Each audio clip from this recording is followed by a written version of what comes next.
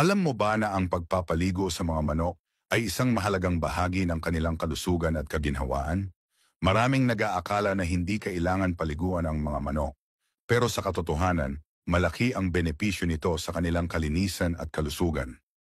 Ang mga manok ay natural na naglilinis ng kanilang mga balahibo sa pamamagitan ng pagkakalkal sa lupa o pagkuha ng dust bath. Ang pagligo sa alikabok ay isang natural na paraan para matanggal ang mga mites, kuto, at iba pang parasites na sumisiksik sa kanilang balahibo. Para matulungan sila, maaari kang maglagay ng dust bath area sa kanilang kulungan. Gumamit ng tuyong lupa, abo, at diatomaceous earth natural, itong insect repellent na ligtas para sa mga manok. Ngunit bukod sa dust bath, minsan ay kailangan din ng basang paligo lalo na kung sobrang dumi na ng kanilang balahibo o kung may natitirang putik o dumi sa kanilang katawan. Para maligo ng maayos ang iyong mga manok, gumamit ng maligamgam na tubig at mild na sabon. Hawakan sila ng maingat at tiyaking hindi mapasukan ng tubig ang kanilang ilong at tenga.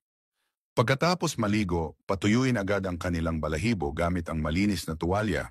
Pwede mo ring gamitan ng hair dryer sa low setting para matuyo ng mabilis, pero siguraduhin hindi masyadong mainit para hindi masaktan ang kanilang balat. Kapag tuyo na ang balahibo, maaari mong lagyan ng kaunting diatomaceous earth